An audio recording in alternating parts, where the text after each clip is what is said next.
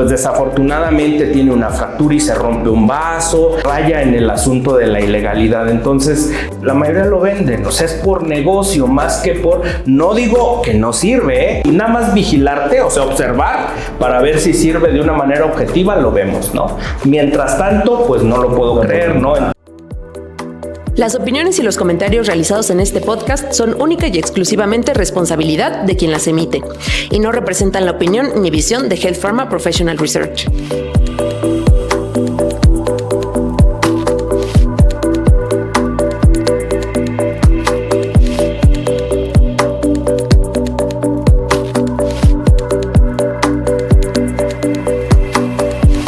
Más allá de la ciencia, un podcast de Health Pharma Professional Research.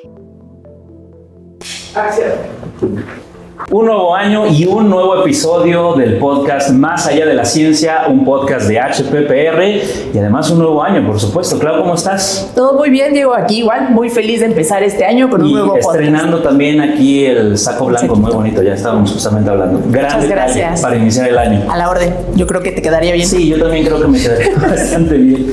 Y para estrenar esta temporada de episodios del 2025 tenemos al doctor Juan Manuel Pérez, médico hematólogo, experto y apasionado de la sangre. Doctor, bienvenido, ¿cómo se encuentra? Muy bien, muchas gracias por la invitación y obviamente gracias por iniciar este 2025 con este proyecto, con ustedes, y obviamente diré, como siempre, es mi primera vez, pero ya verán cómo se va desarrollando esto.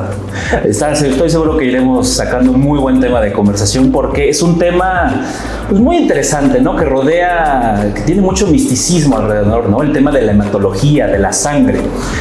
Justamente estamos en enero y ahorita quien vea el podcast después, se está grabando a principios de enero del 2025, se estrenó en los cines una película llamada Nosferatu, entonces el tema de los vampiros y la sangre está por todos lados. Entonces, antes de entrar en materia, platícanos un poco acerca de ti, doctor. ¿Cómo fue que llegaste al mundo de la hematología? ¿Por qué esa especialidad?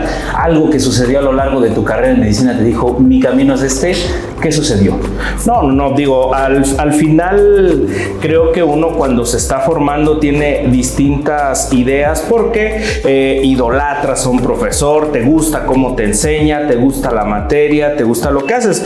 Finalmente, en la escuela de medicina, pues llevas una gama grande de materias y obviamente vas aprendiendo de cada una, pero realmente lo que te cambia en la medicina, sin duda yo creo que tiene que ver más ya la práctica, cuando llegas al medio hospitalario, cuando ves los problemas de salud propiamente, ahora sí que directamente a la cámara, ¿no? Entonces es cuando creo que te empiezas a dirigir hacia el área donde te pretendes desarrollar en un futuro. La hematología en la escuela de medicina donde yo hice medicina, que por cierto en publicidad, pues es en Morelia, Michoacán, yo ya estudié.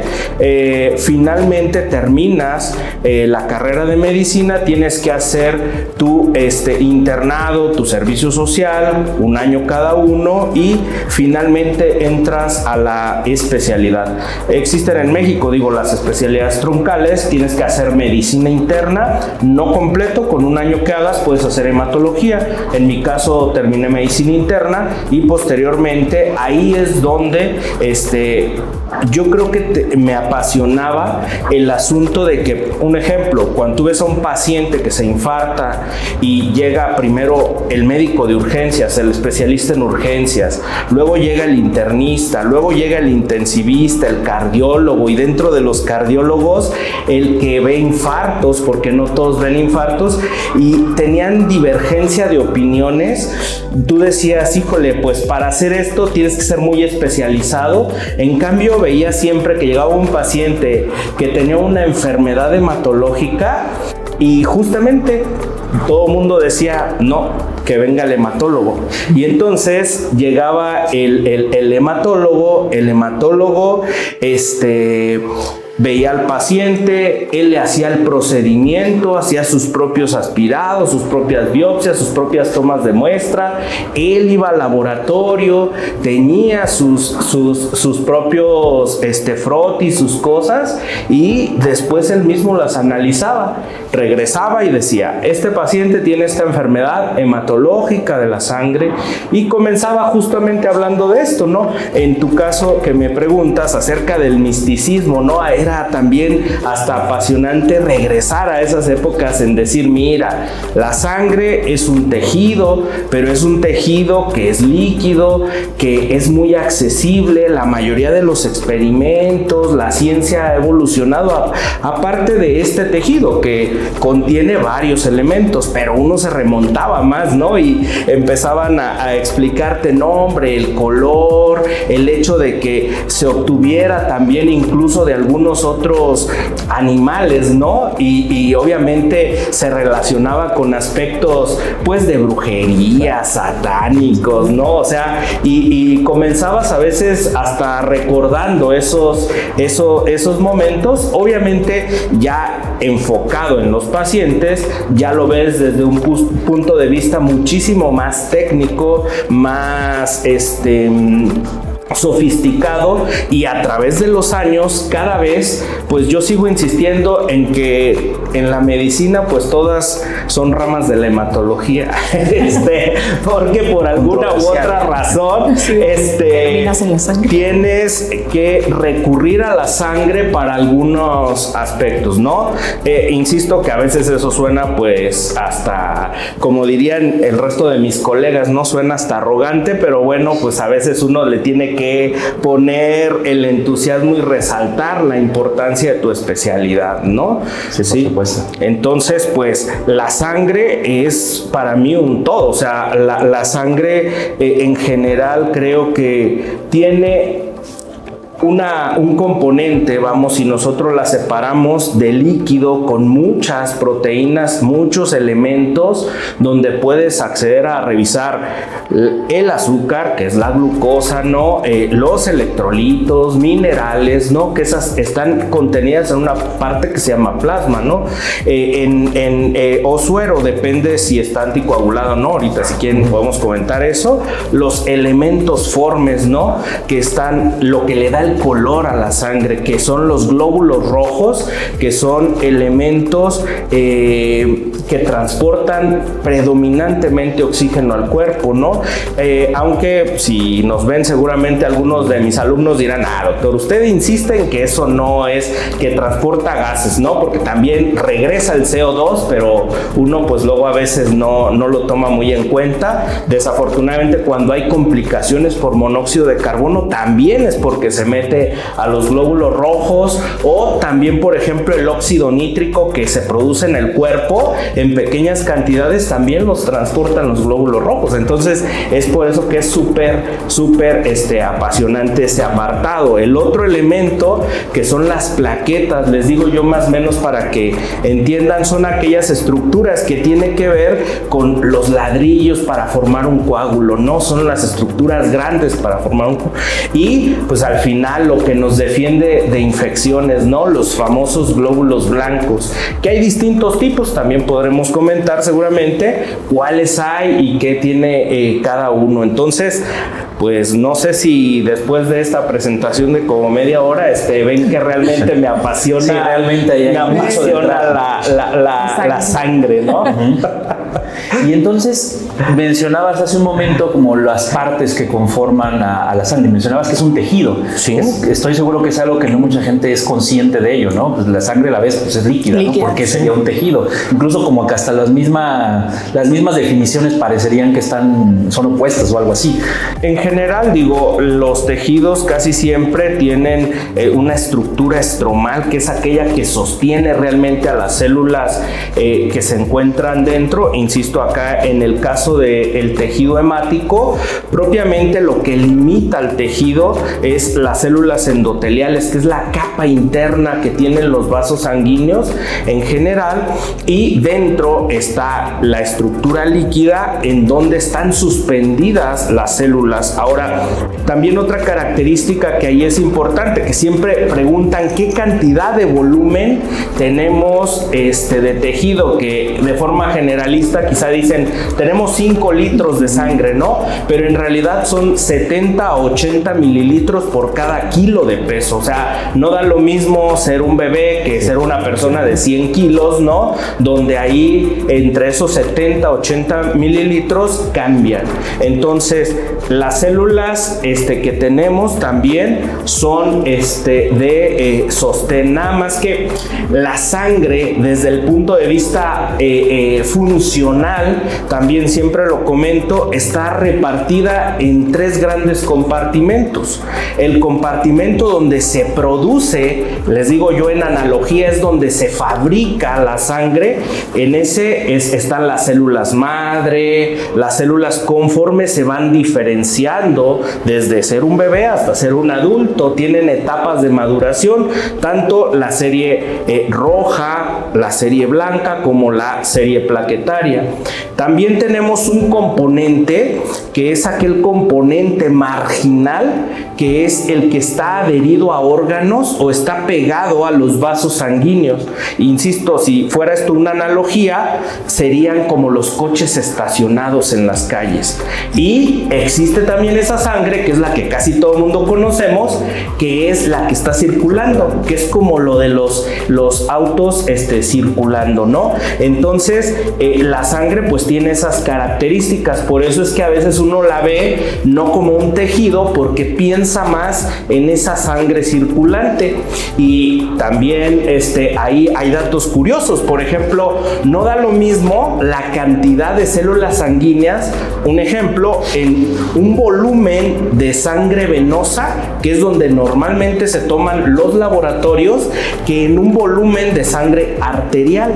Es distinto, las concentraciones son diferentes, nada más para que nos demos una idea. Entonces es un tejido por eso un tanto diferente, pero volvemos al asunto, ¿no? Hoy día se relaciona mucho o se piensa en las células madre, más en las de la sangre, pero pues hay células madre en muchos tejidos. Sin embargo, las más accesibles e incluso reguladas, pues son las que dependen específicamente de la sangre. Sí, ese es un tema que creo que se me acaba de ocurrir ahorita, y justamente dónde se genera la sangre, ¿no? Porque ya llegaremos al tema a lo mejor ahorita de transfusiones y todo eso, pero pues tú naces y ya traes sangre, ¿no? Sí. O sea, ¿en qué momento se hace? ¿Dónde surge? ¿De dónde sale, vaya? Justo por eso la sangre propiamente se ha descubierto que nosotros la empezamos a formar desde el saco vitelino, propiamente elementos de la sangre, que es la parte como más primitiva o primaria cuando uno puede identificar cuando existe la fecundación y se empieza a duplicar las células a grandes rasgos, se forma una mórula, después se establece el saco vitelino y se empiezan a formar ya los distintos elementos. La sangre comienza a formarse desde ahí, y en la etapa fetal también se conoce en las primeras semanas, de la semana aproximadamente 5 a la 12, se forma específicamente en el hígado y en una estructura que tenemos al lado que se llama vaso. Es ahí donde se gestan los primeros órganos que generan la sangre. Se les conocen también como órganos hematopoyéticos. Entonces, ¿por qué? Porque ahí se forman ya todos los elementos formes de la sangre. Aquella hemoglobina fetal de la que se habla, que nosotros tenemos cuando somos fetos, ahí se forman. Y después de la semana 12 de gestación, es decir, de que estamos en nuestras mamás, empezamos a generar ya sangre en los huesos. Y ahí también, ya que me preguntas dónde está esa fábrica fábrica, anatómicamente hablando, la médula ósea está en lo que le llamamos el esqueleto axial, que es la parte medial de nuestro cuerpo, que son las vértebras prácticamente, las regiones de las costillas y los huesos largos. Pero conforme vamos creciendo y nacemos, vamos perdiendo la formación de células de la sangre de los huesos largos, es donde primero se pierde, ¿sí? Y la mayoría de las veces en la escuela, pues luego nos enseñan, eso es parte de un mito, les digo yo, porque nos enseñan qué es en los huesos largos, y es verdad, pero en edades tempranas. Después es los sitios donde ya no hay formación de médula. La médula tiene dos estructuras, y así como me preguntabas de si era un tejido, la médula en sí tiene una médula amarilla, que es incluso la que hoy día se puede hasta comercializar de otras especies, no del humano, que ustedes la ven como tuétano de color amarillo. Esa es la médula amarilla, y la médula roja es donde realmente se produce la sangre. Entonces existe una lucha en esa formación, y la mayoría se pregunta, bueno, ¿por qué?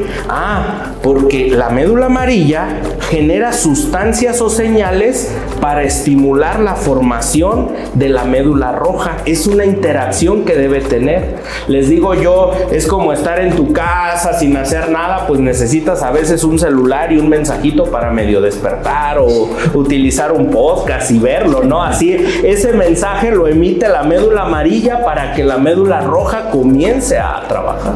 Entonces es impresionante. Y si me preguntas también, porque siempre uno se pregunta, oye, ¿y la sangre se cambia a diario? ¿Cómo se hace, no? Pues mira, para que te des una idea, solo los epitelios, o sea, la piel y las mucosas, superan la tasa de replicación de la sangre. La sangre es el segundo tejido con más replicación en el cuerpo.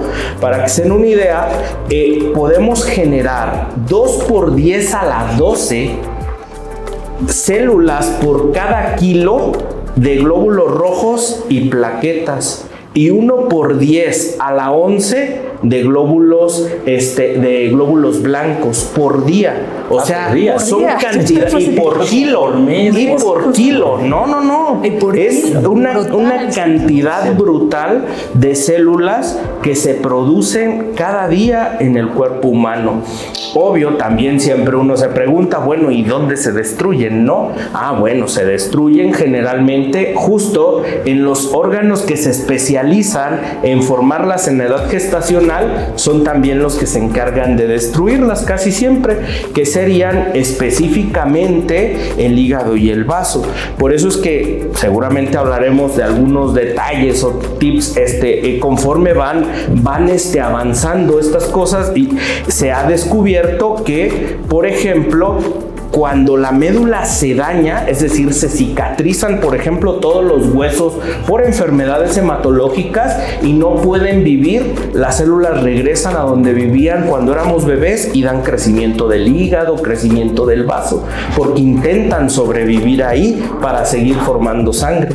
Entonces es súper interesante. Y una pregunta que siempre uno también se hace, bueno, ¿y cuánto viven, no? Porque ya sabemos dónde se forman, ya vimos dónde medio se destruyen, pero ¿cuánto viven? Eso es también un dato súper interesante, porque casi todo mundo le tiene miedo culturalmente a las anemias y eso, pero fíjate que los eritrocitos, una vez que se forman, estos van a tardar hasta 120 días en destruirse. Tardan, esa es su vida en promedio. Ahora, ¿cuánto duran los glóbulos blancos? 8 horas nada más. Los neutrófilos, que son un tipo de glóbulos blancos. Hay algunos que son los linfocitos que pueden durar años, pero la mayoría duran 8 horas. Es decir, 3 veces se recambia el total de glóbulos blancos al día. Y las plaquetas, el 10% se recambia cada día, por lo que un paciente en 10 días ha recambiado su cantidad total de plaquetas. ¿Esto por qué es importante? Porque un paciente que le falla la sangre, y la médula en particular, en 8 horas puede tener riesgo de infecciones para terminar en un hospital. En 10 días, un paciente para terminar en un hospital por sangrado. En cambio, por anemia, pues el paciente puede tardar más tiempo en llegar al hospital, justamente por estos mecanismos de producción, y tiene que ver con los conocimientos que se tienen, obviamente, de la sangre, ¿no? Entonces, es realmente increíble todo lo que hoy día se ha descubierto, ¿no? Y también una pregunta que generalmente uno se hace, ¿no? Oye, a ver, si yo no formo sangre, glóbulos rojos, glóbulos blancos o plaquetas, ¿en cuánto tiempo maduran? ¿No? O sea, ¿cuánto tiempo una vez que se daña o se frena la médula? ¿En cuánto tiempo esto logra madurar? Digo, es variable, depende de la línea celular, pero en promedio 2 semanas. Entonces, hay por eso que hay enfermedades que detienen de forma súbita la formación de sangre y que el paciente, dándole cuidados, o cuando, por ejemplo, hacemos un trasplante de la médula y la destruimos, el paciente puede tardar 2 a 4 semanas en otra vez formar, madurar desde la célula inmadura, desde la fábrica a los sitios marginales y a la sangre circulante hasta un mes. Son cosas pues increíblemente, pues insisto, para mí apasionante porque yo soy hematólogo.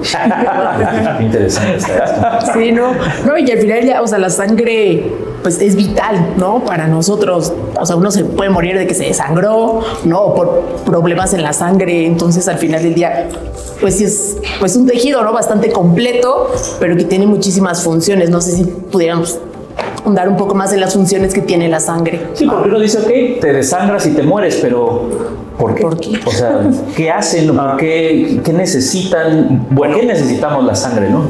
Claro, o sea, la sangre dentro de las funciones principales, siempre una propia función es justamente mantenerse en estado líquido, porque uno a veces no se lo pregunta, pero yo siempre en mis clases trato de transmitir esto. A ver, ¿cómo es posible que tú te cortes con un cuchillo, te cortes con alguna cosa y solo sangres de ahí y solo se coagule ahí?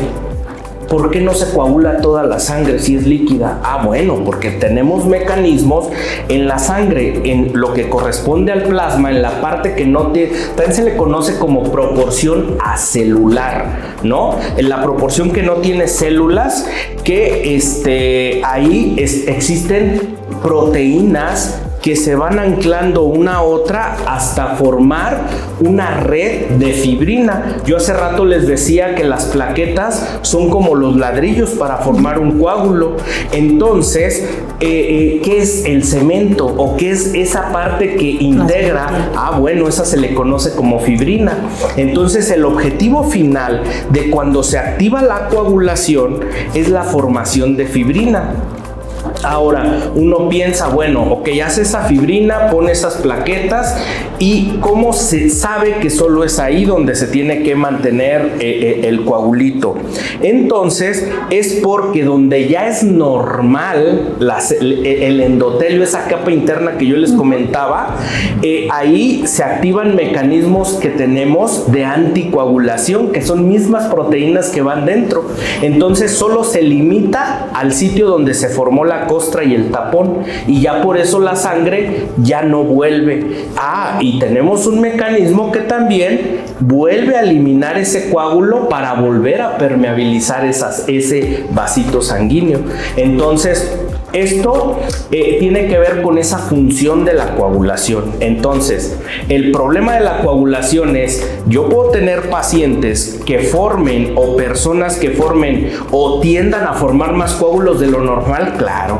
Esa se llama trombosis y esa es la causa de muerte más frecuente actualmente en el mundo. Es decir, el infarto agudo al miocardio, se forma un coágulo en el corazón, afecta el corazón, pero es producto de la formación de un coágulo. Se requirieron esas plaquetas y se requirió la activación de ese mecanismo de fibrina. Entonces, tanto que por eso hoy día los medicamentos que se dan para un infarto son fibrinolíticos, porque tú ya vienen en una botella, lo pones y destruye la mezcla, separa las plaquetas y disuelve el coágulo, y por eso vuelven los pacientes a funcionar su vaso sanguíneo. Entonces, esa es una función de coagulación. La segunda causa de muerte, que es enfermedad vascular cerebral, no el infarto agudo al miocardio, sino la enfermedad vascular, los embolismos cerebrales o embolias o hemorragias cerebrales, pues también son producto de un problema de la sangre. Es decir, ya sea un coágulo o una hemorragia. Es decir, la coagulación te puede dar una función anormal por hacer hipercoagulabilidad, es decir, tender a formar coágulos de una forma inesperada, o de hipocoagulabilidad, donde se encuentra una enfermedad también fascinante de la realeza, que es la hemofilia. Es una enfermedad donde las personas les falta un factor de coagulación. Por ejemplo, si les falta el 8, es la hemofilia A. Si les falta el 9, es la hemofilia B. Y esos pacientes, al no tener esas estructuras, no coagulan y el paciente puede poner en riesgo su vida por sangrado. Entonces, esa es una de las funciones principales de la sangre: mantener la sangre líquida, funcional, y que solo ante una lesión se activen los mecanismos de coagulación. Y esa es la parte, no, insisto, acelular, es donde vienen las proteínas. Entonces es súper importante. Ahora, ¿qué pasa por ejemplo, cuando un paciente, pues desafortunadamente tiene una fractura y se rompe un vaso, hay una herida, etcétera? Esas son heridas más grandes. Entonces ahí el paciente puede perder altos volúmenes de sangre, y ahí más bien los problemas, más que a la pérdida de sangre, es una consecuencia, porque al ser tan grande el vaso no hay manera de que estos mecanismos tan rápido resuelvan. Por eso es que ahí los torniquetes, las técnicas quirúrgicas son mucho más eficaces para detener el sangrado en tanto se repara el vaso, porque por muy fascinante que sea la coagulación, tiene un límite para el control de la hemorragia. Pero ahí las consecuencias son más, porque un paciente termina perdiendo volumen. Entonces, ¿eso qué le da? Le da como problema al paciente alteraciones renales, alteraciones hepáticas, del estado neurológico, de conciencia, más que por la propia sangre. Y es porque, nada más para que se den una idea, en un microlitro de sangre, hay 5 millones de eritrocitos. Y nosotros tenemos 70 mililitros a 80 por cada kilo. Imagínense la cantidad de eritrocitos. Entonces, perder 1 litro de sangre, la cantidad brutal de glóbulos rojos que pierdes, que te generan un estado de anemia aguda y obviamente falta de oxigenación de tejidos vitales, ¿no? Entonces, eso hacen los eritrocitos de forma general. Ahora, las plaquetas también forman parte de la formación de coágulos, y también los glóbulos blancos en el control de infecciones. Es lo principal que tienen que ver. Obviamente pueden hacer otras, producen sustancias para generar estimular algunos tejidos adicionales en el cuerpo, sí, pero la mayoría tiene que ver con funciones que nos defienden de inmunidad, y funciones de mecanismos de defensa contra infecciones, ¿no? Entonces es increíble. Entonces ahí hay una relación directa entre la sangre y el sistema inmunológico. Sí. O sea, el sistema inmunológico, los elementos, hay distintos elementos que lo constituyen. Pueden ser los órganos linfoides, por ejemplo, que son tejidos que se especializan en formar, que es la médula ósea en el humano, la médula ósea donde se fabrica la fábrica de sangre. Por lo tanto, y aquí también hay un concepto que a veces la gente confundimos, la médula. Una cosa es la médula espinal, que es la que corresponde al sistema nervioso central y a la estructura locomotora, es decir, a los cuerpos vertebrales, que es la parte del dorso y la espalda. Y otra cosa es la médula ósea. La médula ósea es de la que yo he hablado, que es la que está dentro de los huesos del esqueleto axial, axial y que forman la sangre. Entonces, en este caso, ahí se forman los órganos, o más bien es uno de los órganos linfoides en nosotros.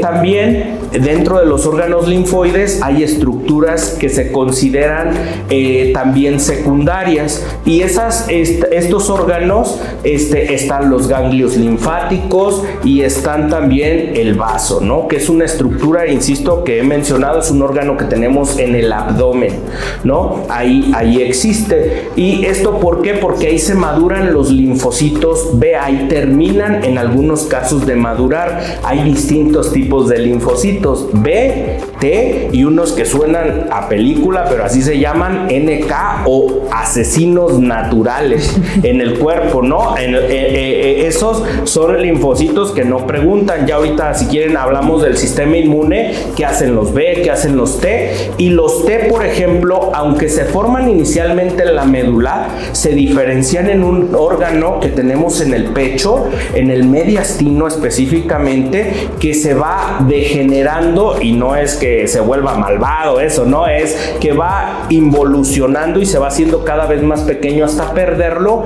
en la parte mediastina. Incluso si persiste, puede generar tumores. En el caso, si se enferma el estroma de ese tejido, da un timoma, que ese lo ve oncología. Pero, por ejemplo, si se enferman los linfocitos T, los vemos los hematólogos, generalmente dan linfomas, que son otro tipo de enfermedades de la sangre. Entonces, los linfocitos existen distintos tipos y son un componente del sistema inmune celular.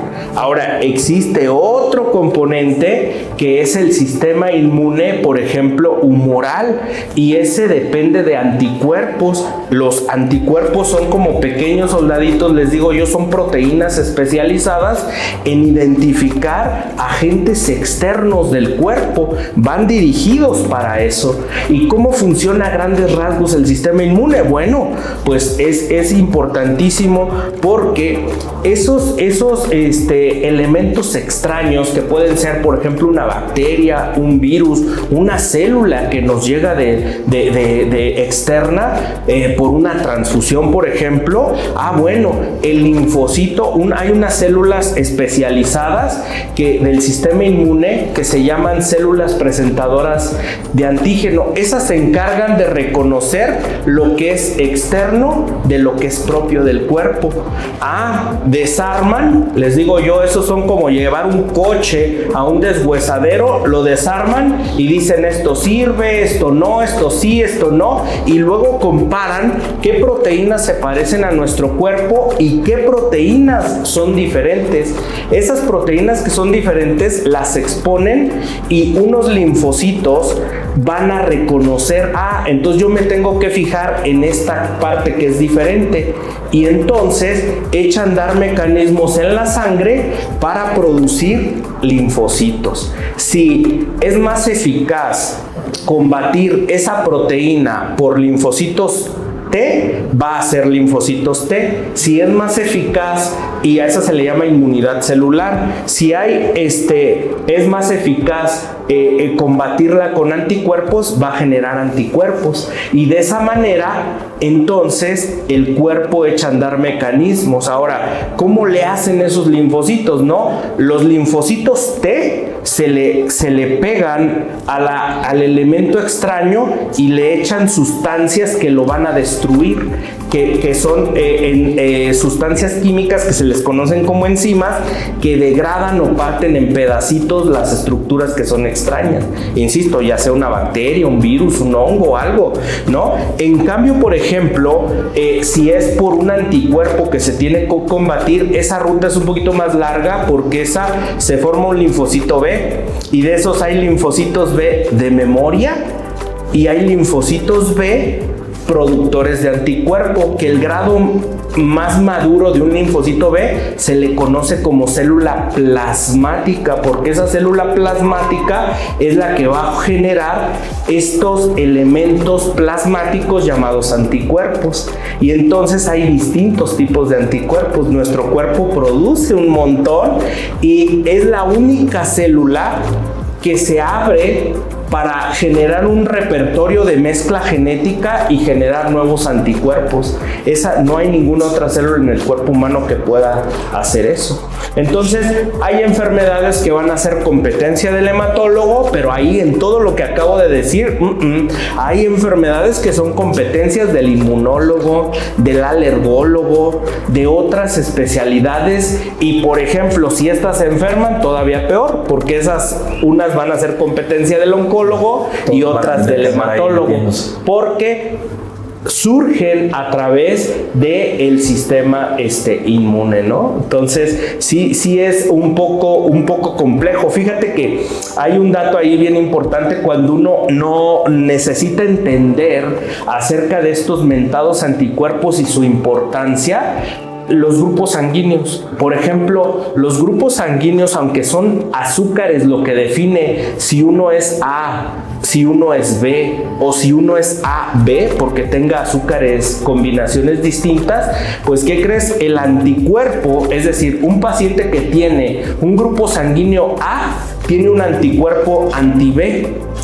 De tal manera que si entra un eritrocito B, lo destruye, ¿sí? ¿Y cómo le hizo Landsteiner para su sistema, ¿no? Lo hizo mezclando sangres en el laboratorio y veía que unas se destruían y unas no. Y dijo, caray, o sea, ¿a qué se debe? Y justo empezó a descubrir los grupos sanguíneos por esos mecanismos. Y obviamente este es un conocimiento que hoy tenemos para poder, insisto, en la sangre, en los grupos sanguíneos, saber qué tipo de sangre le podemos pasar a un paciente. Y eso es más complejo de lo que porque muchas veces algunas personas desconocen que, por ejemplo, tienen más de un potencial donante. Existe el concepto de la sangre universal, ¿no? Que dicen, es que yo soy sangre universal. No, el paciente que, por ejemplo, tiene ausencia de algunos carbohidratos, en realidad es cero, ¿no? O ausente de algún antígeno en la superficie. Así se le conoce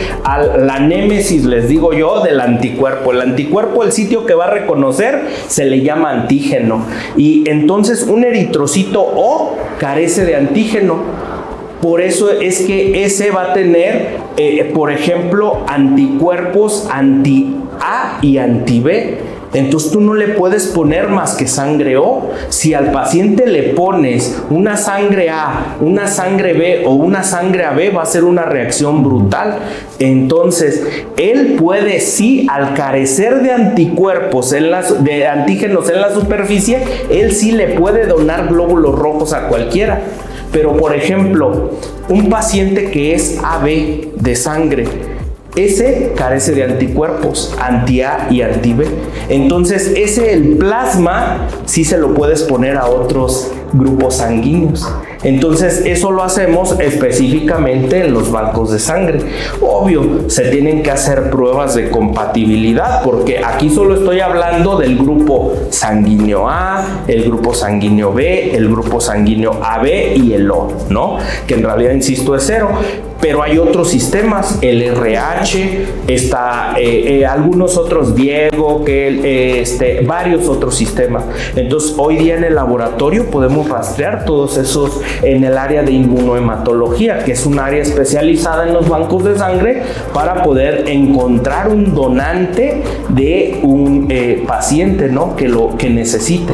Entonces, por eso es que es importantísimo conocer el grupo sanguíneo. Algo que yo les puedo recomendar es que todo mundo se haga un grupo sanguíneo, es muy sencillo, y lo tengan claro y lo carguen, porque siempre se los vamos a preguntar. ¿Por qué es importante? Si se fijan, les digo yo, no me crean, vean las películas de guerra y los soldados cargan, los policías A positivo, B positivo, porque cuando tienen una herida, algo donde pierden mucho volumen, hay que reponerle de la sangre del tipo que está requiriendo, ¿sí? Porque, insisto, puede ser que tú le pongas sangre y sea de un tipo distinto y le termines generando un problema mayor que lo que le ibas a ayudar con algún componente componente sanguíneo. Entonces, ahí también siempre nos preguntan, entonces, ¿yo puedo donar?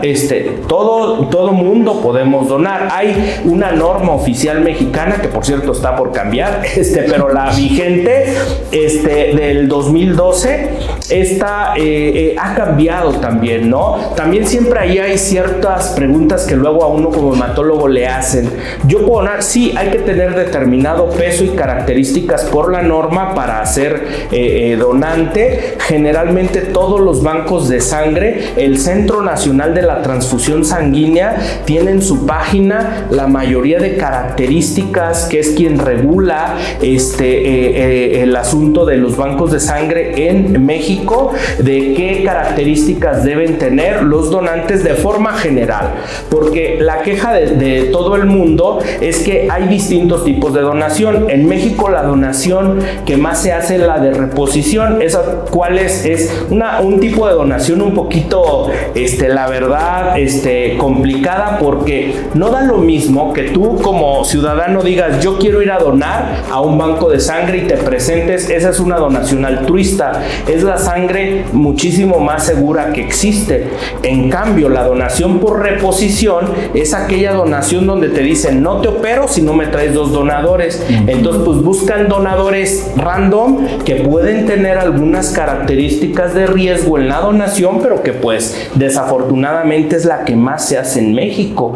Entonces, aunque por ley se tienen que hacer determinadas, y por norma se tienen que hacer pruebas para infecciones virales, para algunas infecciones parasitarias o bacterianas, hay muchas para las que no se hacen, Por eso es que es súper importante que sean las altruistas, porque normalmente ese personaje se ha estudiado en distintos bancos de sangre, donde la persona que llega se sabe sano, se sabe que no va en el interrogatorio a decir dato uno por otro.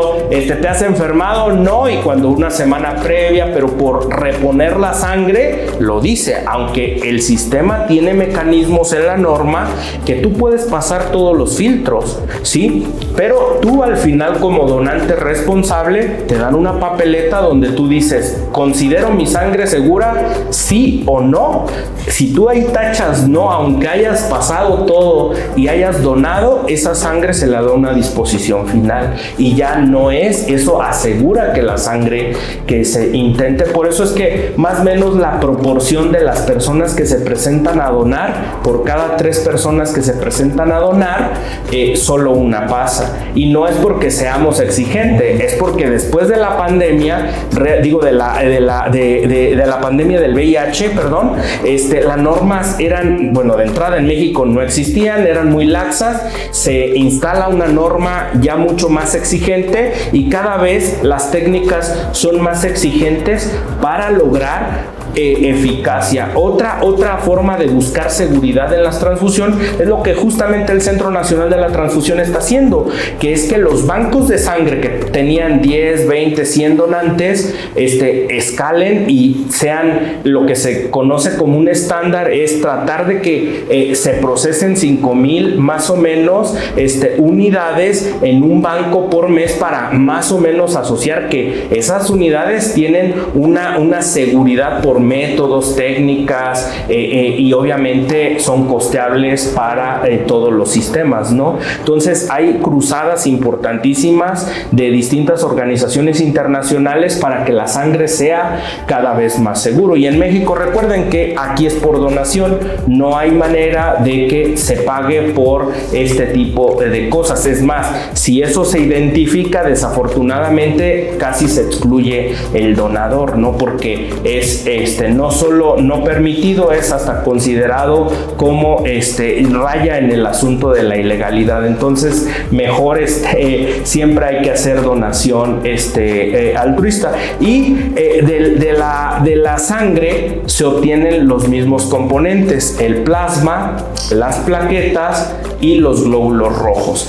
Generalmente no obtenemos un componente, porque se pueden obtener leucocitos, pero eso va en un componente componente que nosotros le llamamos Boficort, que es prácticamente se desecha o se utiliza con otras finalidades. También otra cosa que ha pasado ahora en la pandemia de COVID, ¿no? Que el plasma que se separaba, como ese se puede acumular, de ahí se pueden obtener proteínas, y esas proteínas se les conocen como hemoderivados. Ahí está la inmunoglobulina, la albúmina, que también viene en la sangre y se obtiene por componentes específicos. Obvio, se separan esos componentes, también factores de coagulación, se lavan por mecanismos tecnológicos increíbles y ya se ponen a la disposición y después ya están en las farmacias, pero se obtienen de componentes sanguíneos, ¿no? Cada componente dura distintos días o dura tiempo. Por ejemplo, no da lo mismo como el plasma se congela, ese dura más tiempo, ¿sí? Las plaquetas, por ejemplo, solo pueden durar 5 días por su vida media y por los mecanismos de conservación. En cambio, los eritrocitos, depende con qué anticoagulante se mezcle, es su vida que va a tener. No da lo mismo si los almacenamos, por ejemplo, en solo CPDA, que es un anticoagulante muy común, donde duran más o menos unos 21 días a 35 días, así los congelamos, por ejemplo, con dimetilsulfóxido u otros elementos donde van a durar hasta años. Entonces, cada cosa tiene sus características. Digo, hoy día hay distintos métodos y sería motivo de otro podcast hablar de eso, de la transfusión, pero sí es importante que se conozca que en los bancos de sangre, pues también una pregunta que frecuentemente hacen, ¿da lo mismo donar plaquetas que, por ejemplo, donar sangre? No, la sangre total, el proceso de duración, ya una vez que los están sangrando, es decir, el proceso de sangrado es cuando les encaja la aguja y se empieza a llenar la bolsita, ese dura aproximadamente por norma máximo entre 10 a 12 minutos, pero por ejemplo, ya si alguien dura más en llenar esa bolsa, ya ciertos componentes no se pueden utilizar. En cambio, por ejemplo, las plaquetas se hace en máquinas especiales, se canaliza, la máquina saca un volumen de sangre que anticoagula, la centrifuga en tiempo real y solo se queda el componente que uno quiere. Yo quiero células madre, me quedo células madre. Yo quiero plaquetas, solo me quedo plaquetas. Yo quiero glóbulos rojos concentrados, por ejemplo, de un O negativo, y se pueden obtener solo esos componentes y le regresas todo lo demás al paciente. Y entonces eso se hace en tiempo real, pero ese proceso de quedarte una parte y lo demás regresarlo se llama aféresis. Es un proceso de separación de los bancos de sangre y ese dura horas. Por eso es que a veces muchos pacientes van y dicen, oye, ¿quieres donar sangre total que dura 12 minutos o plaquetas que dura 2-3 horas? Cuando a veces el paciente lo que necesita son plaquetas. ¿Y por qué es importante? Porque imagínate que hay pacientes que requieren un concentrado plaquetario por cada 10 kilos. Entonces, un paciente que pesa 60 kilos le vas a poner de 6 donantes distintos.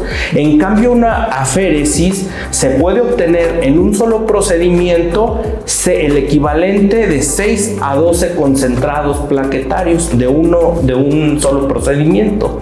Son procedimientos muy caros. Luego los pacientes o los familiares siempre nos dicen, hola doctor, es que pues no encontramos donantes. Yo siempre les digo, miren, los hospitales, si ustedes preguntaran los costos de generar o de contar con el equipo, insumos, infraestructura y todo para un banco de sangre, son sumamente costosos. Por eso los componentes que también siempre me preguntan, oiga, entonces los privados, ¿cómo una aféresis me la venden en tanto? No, lo que hacen es la recuperación de lo que cuesta el proceso de la selección del donante, las pruebas bioquímicas, las pruebas de compatibilidad, las bolsas especiales y las máquinas, lo que cuesta. En realidad la donación es como, les digo yo a veces a mis pacientes, es como el agua. Tú pides agua a una pipa y va y te dice, yo te cobro el flete, no te cobro el agua es gratis.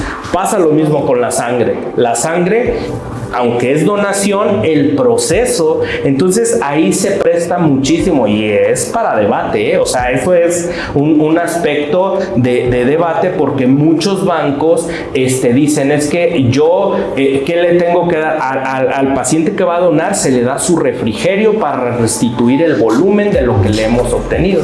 Entonces sí son características importantes, ¿no? Entonces, no sé, acerca de la donación, pues es importantísimo, ¿no? Yo me puedo seguir hablando. Vamos a hacer una pausa rapidísimo para ponerte agua. Yo veo que te estás... Sí. Regresemos. Ajá. Sí. No, a lo que me refiero es que muchos pacientes luego se sienten, oiga doctor, o van y los están transfundiendo y te dicen, es que yo soy A positivo, doctor, y me están poniendo O positivo. Y le dices, sí, efectivamente es compatible, porque insisto, el O no tiene anticuerpo y no tiene antígeno, en la superficie o estructura que reconozca, y aunque tú tengas la llave, pues si el eritrocito no tiene la cerradura, no se va a destruir. Entonces, eso es a veces importante que uno lo explique, pero es mucho más común de lo que uno cree. ¿Por qué? Porque si nosotros hablamos de frecuencia, hay en porcentaje la mitad o más en la población mexicana es O. Entonces, un porcentaje menor es A, otro porcentaje menor es B y la minoría es AB. Entonces, por eso es que los bancos hacen esa administración y ese cruce. Entonces, es fenómenos importantes. Interesantes. Porque luego hasta, ya sabemos, ¿no? Pero, o sea, igual en el tema de pareja, que si quieres tener hijos y eso, hasta tienes que considerar el tipo de sangre, porque puede ser un problema, ¿no? Propiamente por el entrecruce se reduce mucho, pero ahí sí, si una persona ha hecho pérdidas gestacionales por sensibilización por grupo, esa tiene un nombrecito, esta enfermedad por sensibilización, ahí sí, uno de los estudios que se tiene que hacer es saber si no hay incompatibilidad de grupos, ¿sí? Pero la verdad es que solo es en ciertas condiciones, cuando aparecen enfermedades hemolíticas del recién nacido, o también que existen grupos O negativos sobre todo, ¿no? Okay. Y voy a regresarme un poquito para hacer dos preguntas que quería hacerte hace un momento, que me parecen muy pertinentes. Ahorita que estabas mencionando esto de cómo se da la inmunidad, ¿no? Cuando las células presentadoras de antígeno y que reconocen, no es debate, porque realmente son argumentos que se avientan en redes sociales y que los he leído mucho, que es cuando dicen, te recomendamos vacunarte, pero ¿para qué? Si nosotros tenemos un sistema inmunológico que pues por sí mismo ya combate las enfermedades, ¿no? Entonces sería interesante explicar cómo es que una vacuna ¿por qué te ayuda a ponerte una vacuna? Si en teoría, como se acaba de explicar, tú solito puedes generar inmunidad en contra de una enfermedad. ¿Por qué una vacuna es importante? Aunque uno tenga su sistema inmunológico y aunque coma bien y esté fuerte, una vacuna sí lo va a ayudar. No, digo, ahí yo siempre utilizo una analogía. O sea, tú quieres ir al Zócalo, desde donde estamos ubicados, frente al World Trade Center, al Zócalo, ¿te puedes ir caminando? Sí. ¿Es posible que lo toleres? Sí. ¿Cuánto tiempo vas a tardar en llegar allá? ¿Te puedes ir en auto? Sí. ¿Con qué llegarás? ¿O en metro o en metrobús? Más o menos esa es la analogía que yo utilizo para las vacunas. Las vacunas lo que ya tienen es esa proteína o esa estructura codificada. Lo que tuvo que hacer el sistema inmune de comerse y encontrar cuál es la diferencial, ya está ahí. Ya por eso, al inmunizar, es decir, al poner esa sustancia, virus, proteína, etcétera, el sistema inmune automáticamente va a generar una respuesta a eso, y por eso va a evocar cada determinado tiempo una respuesta. ¿Y por qué es importantísimo? Por el tiempo de respuesta a ese tipo de condiciones. Y esto justo por eso se presenta a controversias, a debates, porque me dicen: oye, doctor, a veces la vacuna de la influenza, ¿por qué cambia cada año? Pues porque los serotipos que andan en el medio son distintos cada año. Entonces, realmente tú te estás vacunando contra los serotipos pasados, pero esos van a ir cambiando, y obviamente es más probable que sí tu sistema inmune responda en cierto grado a algunos componentes, ¿no? No en todos, pero sí en una proporción mayor. Entonces, la vacunación siempre es porque también, como se sabe, el que tú te vacunes puede desencadenar respuestas inmunes paralelas, y eso es a lo que le critican demasiado, que hay personas que tienen mecanismos inmunológicos un poquito anormales y desatar ciertas enfermedades porque se han descrito por ahí, sin duda sí, ¿no? Pero vuelvo al tema de la caminata. La probabilidad de que a ti te atropellen caminando todos los días es muy baja. La probabilidad de efectos adversos relacionados a la vacuna es también muy bajo. Aunque todo el mundo habla del dolor, no es así, pues obviamente a todo el mundo nos duele, y bajo ese argumento no nos agrada. Ahora, muchas veces también otro punto que toca es el yo me vacuno y me desata cierta enfermedad. Pues sí, es hasta cierto grado una enfermedad en pequeñito la que se está desarrollando, porque es el sistema inmune el que está respondiendo, y yo les diría, bueno, pues es porque el sistema inmune está o es eficiente en la respuesta inmunológica, ¿no? Me preocuparía más si no me hace nada. Sí, justamente. Y la segunda pregunta iba en relación con esto que mencionaste de las células que se destruyen en ciertas partes del cuerpo, ¿no? Entonces también hay cierta parte encargada de limpiar todo lo que se va recolectando en la sangre, ¿no? Porque me viene a la mente que he llegado a escuchar esta expresión, ¿no? Te recomiendo que te tomes, no sé, que comas ajo. ¿Por qué? Porque te va a limpiar la sangre. O las dietas detox que te van a limpiar y te van a desintoxicar. Entonces realmente pues no es como tal, porque tu propio cuerpo tiene sus mecanismos para desintoxicar y limpiar la sangre, ¿no? Claro, en ese sentido yo la verdad es que en general no, siempre hablo en la historia de la medicina, ¿no? Hace muchos años decíamos que la cirugía solo la hacían los carniceros y no los médicos. Hoy hay hospitales que desarrollan cirugía. O sea, a veces los médicos somos un poco cuadrados en ciertos aspectos, ¿no?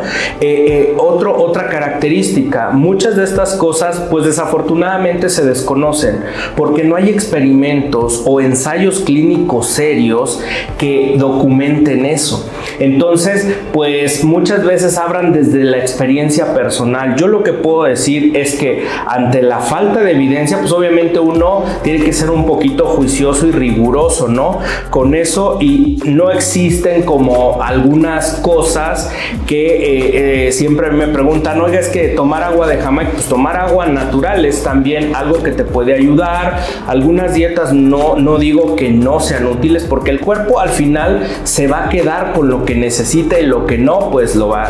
Obviamente hay hasta en eso residuos que son adecuados, ¿no? Dieta con fibra, etcétera, ciertas características que uno les trata de recomendar. Para la sangre siempre me preguntan, para que no te dé anemia, por ejemplo, lentejas, frijoles, espinacas y eso, y les digo yo que hay distintos tipos de hierro. El hierro, por ejemplo, que está en las carnes, ese hierro se le conoce como hierro hemo, ya está incorporado a una proteína para formar músculo y sangre. Entonces ese pasa como Juan por su casa y se absorbe muy bien.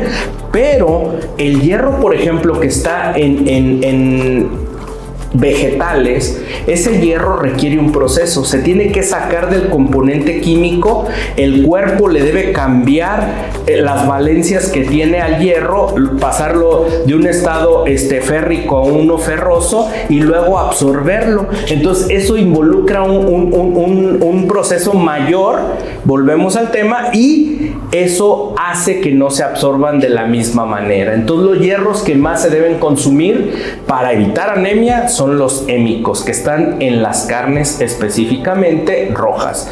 Y tampoco necesita uno una vaca, les digo yo, o sea, uno necesita específicamente 30 gramos al día para que eso sea suficiente para absorber las cantidades necesarias de hierro. Hay gente a la que no le gusta carne y puede sustituirlo pues con otras cosas. Justo las pastillas de sulfato ferroso, fumarato ferroso, algunos suplementos pueden tenerlo. Por eso es que ser de un timo o satanizarlo es complicado, porque no hay los estudios que nos permitan validar. E insisto, esto se va a prestar a mucha controversia, porque hay quien dice a mí esto, a mí.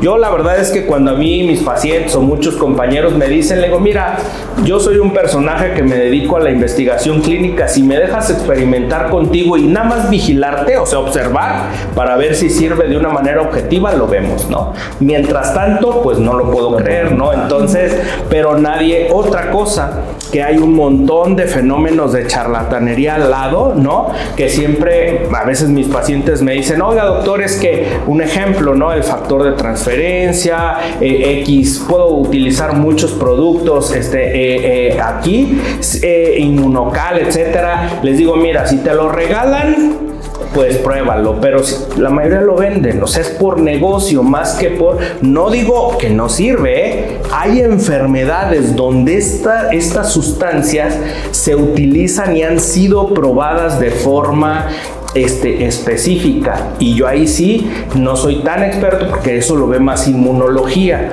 Pero lo que sí puedo decir es que ahí efectivamente hay estudios clínicos que lo han probado, pero en el contexto sobre todo de cáncer o de la sangre, que para elevarte las plaquetas, glóbulos rojos, y eso definitivamente su utilidad es limitada. Yo siempre les digo, muchas cosas tienen utilidad. Oye, un carro te sirve en cierto lugar, pero bien lo dijiste, para ir al centro no. Entonces, así pasa con los elementos de esta naturaleza, ¿no?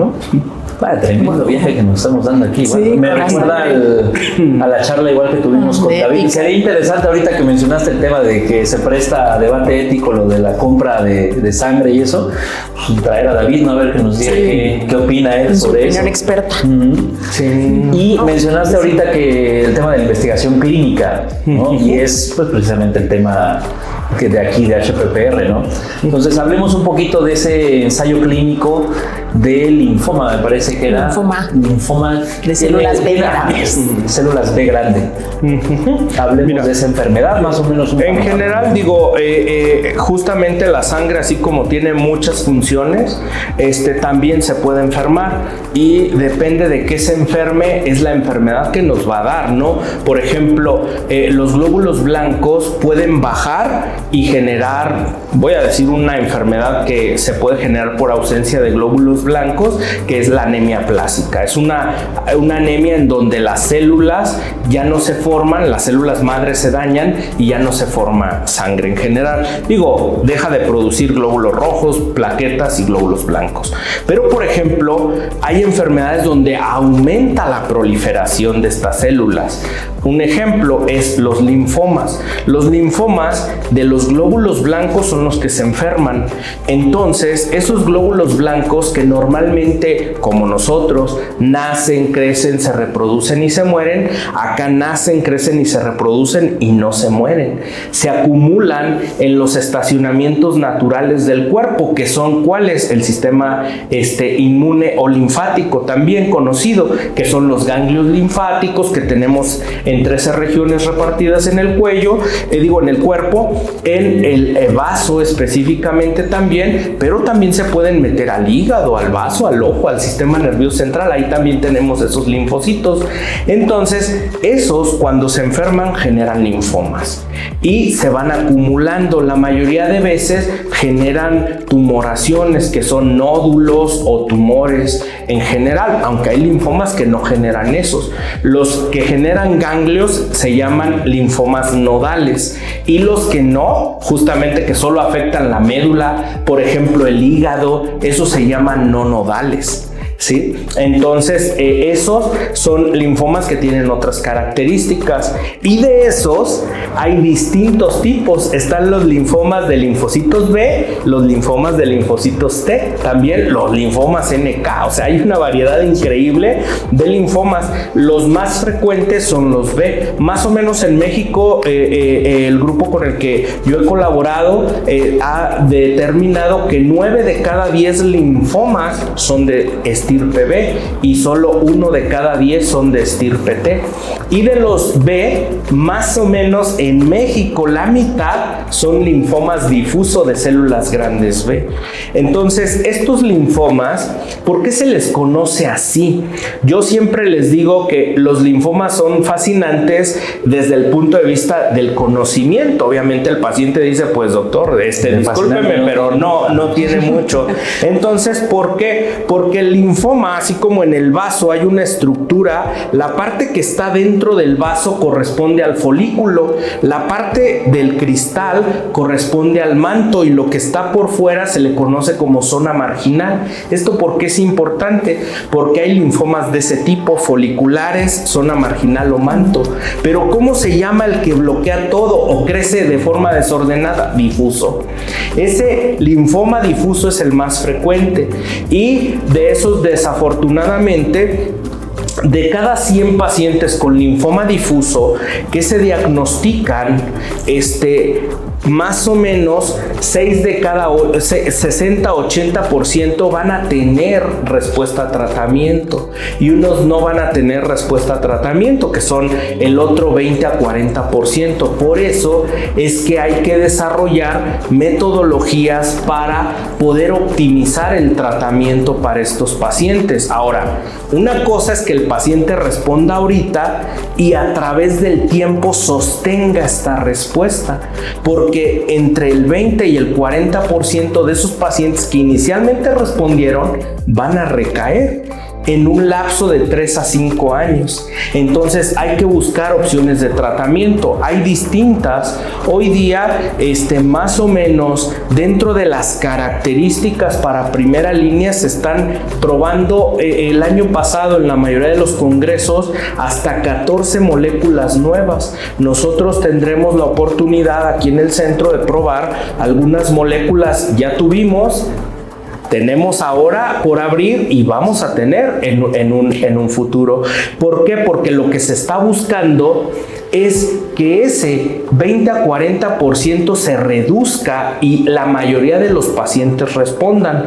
Hoy día, con metodologías nuevas, se está tratando de llevar de incrementar un 10-20%. Entonces, conforme se van probando, la tendencia es a cada vez incrementar más la probabilidad de control de los linfomas, ¿sí?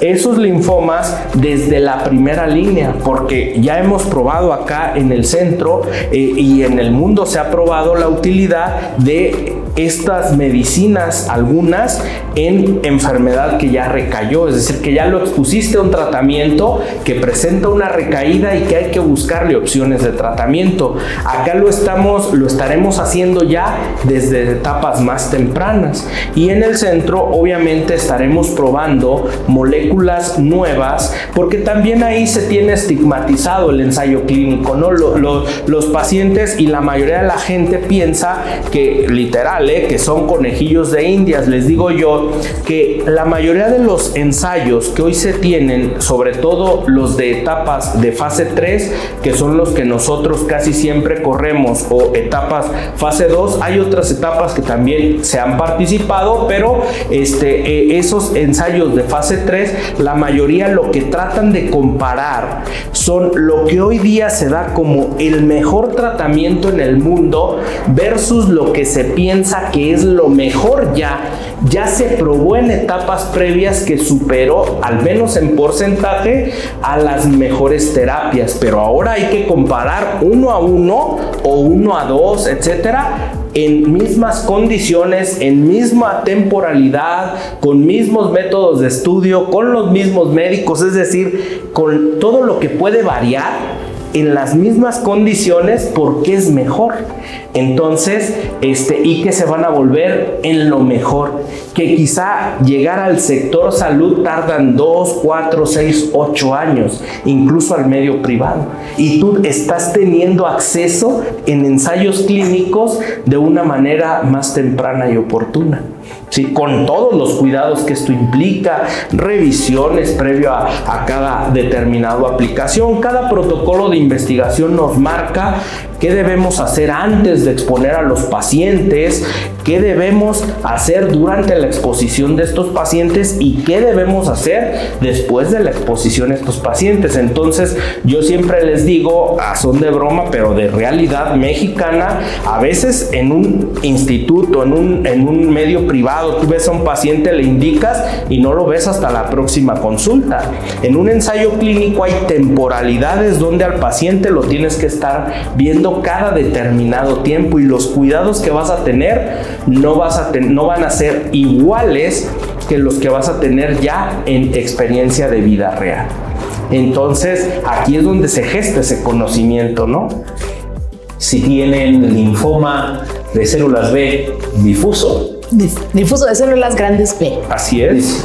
Si tienen otra opción, la investigación clínica, aquí en el centro de Health Pharma se estará corriendo ese protocolo próximamente. Entonces, igual pueden mandar mensaje y contactarnos por si requieren de más informes. Y ya para cerrar, que llevamos una gran charla el día de hoy también. Lo mismo, vamos a tener que verlos varias veces para procesar. Lo vamos a partir, por supuesto, en diferentes clips para que los puedan ir viendo paso por paso. Por si quieren, hay un tema ahí que les llamó la atención, lo puedan volver a ver específicamente ese tema. Tenemos una pregunta random para ti, doctor, que es... A ver, Juan, ¿eres team frío o team calor? Híjole, definitivamente frío. Es la época. Porque es desagradable a veces, voy a decirlo solo así, cuando hace calor. Uno puede hacer más cosas, ponerse un suéter, usar térmicos, etcétera, cuando hace frío. Y además es para mí un placer siempre luego tomar algo caliente y un pan. Entonces, definitivamente, ¿no? Fíjate, ese argumento creo que nunca lo había escuchado. Un cafecito y un pan es lo único. El calor sería muy extraño, ¿no? Andar comiendo café con pan, pero sí. Y pues la ropa es más bonita. Y la ropa además, exactamente, porque cuando hace calor, pues llega un punto en donde ya no puedes quitarte más cosas, ¿no? Sí, claro. En frío. Sí, si estuviéramos en el mar, pues a todo dar, ¿no? Te metes al agua, pero pues aquí, ¿qué? ¿No? Si hace calor. Sin duda, ese es excelente argumento. El calor en la playa. Exactamente. Perfecto, donde pertenece, en la playa. Pues doctor, muchísimas gracias por esta gran charla, cátedra, yo la llamaría más cátedra de hematología. Yo creo que hasta la podría recomendar con sus estudiantes. Aviéntate el podcast, ¿no? Si te fuiste a extra, al departamental, aviéntate el episodio para que repases un poquito de todo el semestre. Pues muchas gracias, doctor, por esta charla y por venir aquí para estrenar el año 2025 de Más Allá de la Ciencia. No, hombre, pues muchas gracias. Claro. Gracias, Juan, y pues gracias a todos por escucharnos, por quedarse hasta acá, ¿no? Y pues a empezar este 2025 con los mejores deseos para todos, para ti, para el doctor, y para todos los que nos están viendo, que sea un buen año. Hombre, pues lo mejor para todos y también para ustedes, y pues la sangre es la sangre. Es lo mejor. Es lo mejor. Nos escuchamos entonces en el siguiente episodio de Más Allá de la Ciencia. Perfecto, doctor. No, exquisito. Sí, ¿no? Tremenda. Y tantas preguntas que se fueron. Tantas preguntas que se quedaron por ahí en el aire también, ¿eh? Yo creo que nos podríamos aventar desmitificando la ciencia ficción. Efectivamente. Podríamos justamente hablar. Más Allá de la Ciencia, un podcast de Health Pharma Professional Research.